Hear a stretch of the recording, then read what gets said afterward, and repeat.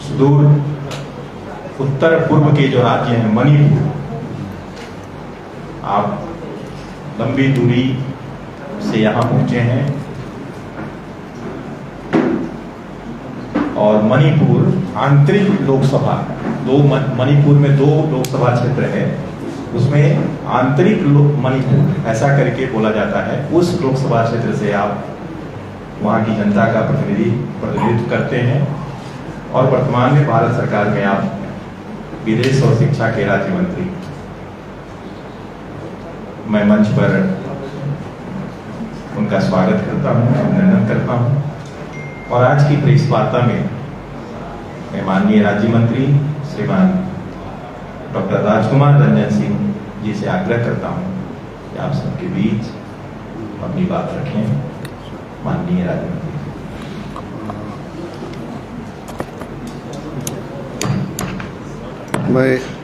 मैं पहले सभी प्रेस का मित्रों को नमस्कार और हमारा भारतीय जनता पार्टी का हमारा परिवार का मैं बहुत बहुत धन्यवाद है, क्योंकि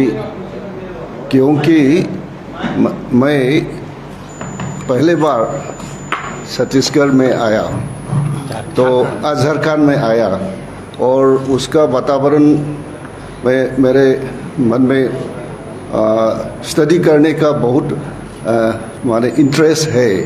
तो फिर भी यहाँ हमारा गवर्नमेंट की तरफ से हमारा सरकार under the leadership of prime minister Shri Narendra Modi ji और हमारा सरकार का सबसे बड़ा उद्देश्य तो यही है, हमारा पॉलिटिक्स बीजेपी का पॉलिटिक्स तो डेवलपमेंट पॉलिटिक्स है और हमारा फिलोसॉफी आप सबने मालूम होगा, up to the last mind all the benefits वो भारत सरकार ने फेडरल कोऑपरेटिव फेडरलिज्म के माध्यम से सेंट्रल और स्टेट गवर्नमेंट का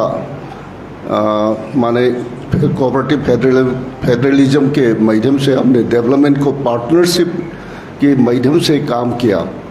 तो प्राइम मिनिस्टर मोदी जी ने 2014 से अभी तक मैनी सोशल वेलफेयर स्कीम चला रहा है। उसके लिए सेंट्रल गवर्नमेंट से बहुत फंड स्टेट को रिलीज़ कर रहा है। वहाँ में डिफरेंट इश्यूज़ में पानी की हो, हेल्थ की हो, एजुकेशन की हो, रोड नेटवर्क की हो और सबका कॉमन पीपल का क्या क्या ज़रूरत है, क्या कमी है, उसको इक्वल स्टेटस में लाने के लिए कोई प्लानिंग एंड एडमिनिस्ट्रेशन चल रहा है। उसी के माध्यम से हमको छत्तीसगढ़ में झारखंड में पार्टिकुलरली सिंहभूम में मेरा दायित्व है, वो क्या काम कंप्लीट हुआ है और लास्ट माइल को प्रजा को, पीपल्स को, नागरिक को हमारा सरकार की डेवलपमेंट पॉलिसी से क्या क्या सुविधा मिला है, हाउसिंग के लिए कितना हाउसिंग मिला है और हर घर जल के लिए कितना पानी दे रहा है और हेल्थ सेक्टर में कैसा है, कोविड के समय में हमारा ऑक्सीजन प्लांट कैसा है, वो फ्री पीडीएस आइटम्स दिया है, वो सब हमारा प्रजा को और नागरिक को मिला है और नहीं है, उसको फील्ड से देखने के लिए हम इसकी यात्रा कर रहा है। और फिर भी क्या हुआ, मेरा डिफ़िकल्टीज तो ऐसा ही है। कल तक मैं मणिपुर में था और उसी में दिशा का मीटिंग चल रहा था। हमारा 3 डिस्ट्रिक्ट तो मेरा के अंदर में है, तो 2 डिस्ट्रिक्ट में कल तक दिशा का मीटिंग, डिस्ट्रिक्ट मॉनिटरिंग का काम मीटिंग हो रहा है। उसके बाद शाम के फ्लाइट से यहाँ आता है, इसलिए तो अंधेरा में यहाँ आता है। इस क्या क्या है तो मैं देखने के लिए सुविधा तो थोड़ा कम है। फिर भी आपका यहाँ में रांची में मैं सिंहभूम तो नहीं गया, तो रांची के डीसी ऑफिस में क्या क्या चल रहा है रांची डिस्ट्रिक्ट में और सिंगभूम में। सिंगभूम के लिए कल भारसुएल से दिल्ली से मैं सिंगभूम की डिस्ट्रिक्ट अथॉरिटी को भारसुएल से मीटिंग होगा और क्या एस्टीमेट होगा तो मैं मालूम पड़ेगा और मेरा प्रश्न भी पूछेगा वो लोग को, और ऐसा करने के लिए आया था। फिर भी यहाँ में एजुकेशन सेक्टर में आज सुबह मेरे को बताया तो क्लास 1 से 6 तक स्कूल से ड्रॉप आउट का स्टूडेंट ज़्यादा है। उसके कारण क्या है वो तो हम मालूम करना चाहिए, इसलिए मैं डिस्ट्रिक्ट अथॉरिटी को पूछा। उसका अलग अलग लड़की का कितना, लड़का का कितना और लड़की का क्या समस्या है स्कूल से ड्रॉप आउट करने के लिए, और लड़का के कोई कारण है तो फाइंड आउट करेगा। उसके बाद हमारा नेशनल एजुकेशन पॉलिसी के माने प्रिंसिपल बहुत है ड्रॉप आउट को फिर लेने का, और work condition, different work condition में एजुकेशन को सबको देने के लिए माने सब स्टैंडर्ड को तो सब सुविधा को एक साथ में थ्रू आउट द कंट्री को देने के लिए हम एजुकेशन पॉलिसी में ऐसा बनाया। और फिर हमारा प्रिंसिपल आप सब लोगों ने मालूम होगा, सबके साथ सबके विकास, सबके विश्वास, एंड लास्ट वन इज सबका प्रयास। वो सब all these achievement should be perform completely 100% achievement होने तो सबका प्रयास चाहिए। इसलिए मैं मेरा बीजेपी के सब फैमिली के साथ हम ठीक से काम कर रहा है, और सब पब्लिक को भी मैंने ऐसा रिक्वेस्ट करना चाहिए। मोदी जी के सरकार प्रजा के लिए है और सब सुविधा तो लास्ट माइल तक पहुंचने का हम बराबर लड़ाई कर रहा है, और उसको अचीव करने के लिए आप सब लोग का समर्थन चाहिए और सपोर्ट चाहिए।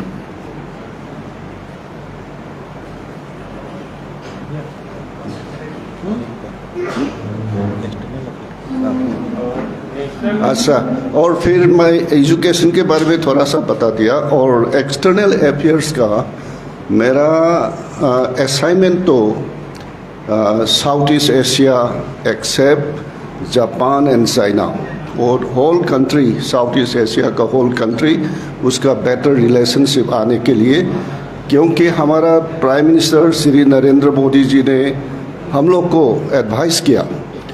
हमारा विदेश नीति में हमारा नाइबर को पड़ोस को पहले हमारे फास्ट उसके नाइबरिंग को फास्ट प्रायोरिटी देना है।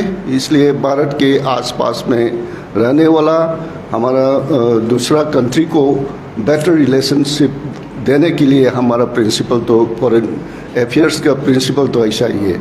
और फिर इंडो पैसिफिक ओशन इसी जगह में एक बहुत बड़ा है, और इंडो पैसिफिक तो बहुत ज़्यादा है, और फिर उसके आस एरिया में रहने वाला कंट्रियों को उसका हम लोग का क्या है विश्व शांति लेने के लिए हम क्या काम कर सकता है, और हमारा ट्रेड एंड कॉमर्स को कैसा प्रमोशन करेगा।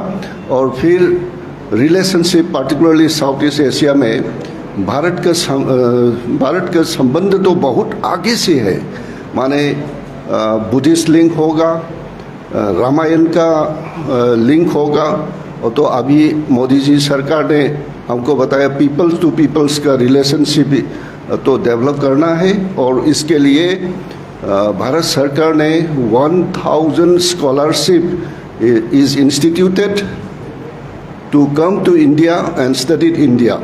So this under the Southeast Asian we are giving, and even many projects were taken up. Perhaps all of you well aware about the condition of Sri Lanka at the moment. So as a neighboring country, we are responsible to help the people, supporting foods, supporting energy. That's why we are giving. During the time of COVID also, perhaps maximum of Indian students from other country during the COVID Vande Bharat के माध्यम से उन्हें evacuate किया और recently Ukraine से 20,000 above students who are studying medical were also brought back here. और फिर उसके बाद क्या हुआ, वो लोग मेडिकल यूक्रेन में स्टडीड हुआ तो वार जोन हो गया, अभी तक वार लड़ाई चल रहा है, उसका स्टडी को डिस्टर्ब करने नहीं करने के बाद नहीं करने के माध्यम से हम लोग ने क्या समस्या इसको ठीक से लागू करने के लिए एक एडवाइजरी नोटिस भी गया था AIU से। यहाँ में मैं ऐसा बताना चाहिए, मोदी जी के सरकार में अलग अलग विभाग है, अलग अलग मंत्रालय है, फिर भी एक समस्या को सॉल्व करने के लिए होल मंत्रालय को एक साथ में मिलजुल कर हम लोग ने इशू को एड्रेस कर रहा है। Say for example education, I belongs to state education ministry with your Annapurna, and then in our education externalization of higher education is there. यहाँ झारखंड में कोई एजुकेशनल इंस्टीट्यूशन आइदर IIMs और NIT और IIT और medical college होगा तो world standard rank को उसके अंदर में आने के तैयार करना चाहिए। आने के बाद बाहर का सबसे अच्छा वाला इंस्टीट्यूशन को उसका मेमोरेंडम ऑफ अंडरस्टैंडिंग बनाने के बाद यहाँ को अच्छा वाला विश्व के यूनिवर्सिटी को इंस्टीट्यूशन को झारखंड में लेकर हम उसके सुविधा ले सकता है। और फिर हम लोग के माइंड में क्या है, पूरा दुनिया के पहले the first university was located in India, Takshashila, and in Nalanda university है। उसी समय में कम से कम 10,000 students all over the world are sitting in Nalanda. But that kind of civilization was destroyed by our foreign invaders. Now we are trying to, under the regimes of Modi, to make it revibrate, and with all this, the vibrancy of systems, we are implementing our National Education Policy 2020. Through this, we are trying to make India as a Brishya Guru and so knowledge country. The best knowledge society will be in India. That's why National Education Policy and the External Affairs सबको मिलकर हमारा सरकार का, BJP का, भारत की प्रजा को काम करने के लिए और हमारा सरकार को नया बनाने के लिए, हमारा कंट्री को नया बनाने के लिए और स्ट्रॉन्ग इंडिया मेड करने के लिए ये सब हमने तैयार किया। Sir, one question. As you said about external affairs, we are there to support our surrounding countries. But in the present scenario, all the three countries are being invaded by China, Sri Lanka, Nepal, and Pakistan. Then is there any policy of government to save them? To save them, to support them? Because they will invade in India again. Let they think in a different way. But India's philosophy is that we thought that क्या है, हमारा whole world is our family. That is our inborn India as a country. We are working since in time memorials. We are Brishya Guru और क्या है हम हमारा वासुदेव कुटुंबया, इसी philosophy से हम लोग ने काम किया है। चाइना में do whatever they like it, but we are doing as per our philosophy, as per our traditional and our natural form we are doing. Sir, एक संवेदनशील क्वेश्चन है। आप नॉर्थ ईस्ट से आते हैं और शिक्षा मंत्री भी हैं, IIM की बात उठाई, IT की बात उठाई। आप नॉर्थ ईस्ट को जोड़ने वाली एक ही सड़क है जिसको आसाम रोड कहते हैं, आप भी जानते हैं। क्या क्या आसाम आसाम रोड हाँ। वो पूर्णिया होके जाती है नॉर्थ ईस्ट को जोड़ने वाला। नॉर्थ ईस्ट उसमें एक सब डिवीजन है डिस्ट्रिक्ट जिला में हाँ, डिस्ट्रिक्ट में 40 किलोमीटर के अंदर केंद्रीय विद्यालय नहीं है। लेकिन उस सब डिवीजन में एक आदमी ने आज से 2 साल पहले 6 एकड़ जमीन और 1 करोड़ रुपया डिस्ट्रिक्ट मजिस्ट्रेट को एसडीएम के माध्यम से दिया कि आप केंद्र सरकार को दीजिए 6 एकड़ जमीन और 1 करोड़ रुपया ताकि केंद्रीय विद्यालय की स्थापना हो सके। लेकिन आज तक सब डिवीजन से डिवीजन डिस्ट्रिक्ट टाउन कहीं नहीं इम्प्रूव हुआ और फिर से अभी 2 साल के बाद वहाँ के पेपर में फ्रंट पेज में छपाया जाए। नहीं, हमारा एजुकेशन के एस्टाब्लिश का केंद्र विद्यालय खोलने का हमारा तो बेसिक रूल है।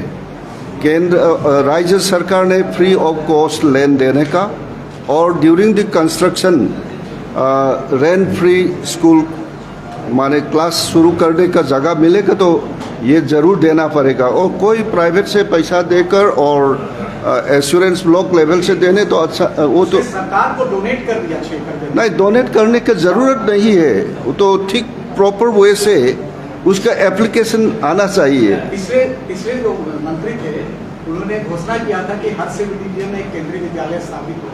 तो एसडीएम ने बताया कि जमीन अवेलेबल नहीं है, डीएम ने भी बताया। इसी पर उन्होंने अपना प्रस्ताव करके वहाँ नहीं, केंद्र सरकार को कैसे पैसा जमा किया और वहाँ हमारा सेंट्रल गवर्नमेंट का अप्रूवल एंड एक्सेप्टेंस और सेलेंस मूड में हमारा प्रोसेस है। उसको प्रोसेस को जंप कर कैसा डिपॉजिट किया वो तो गलत प्रोसेस है। ठीक प्रोसेस से आने दो, सेंट्रल गवर्नमेंट ज़रूर उसको करने का नीति है।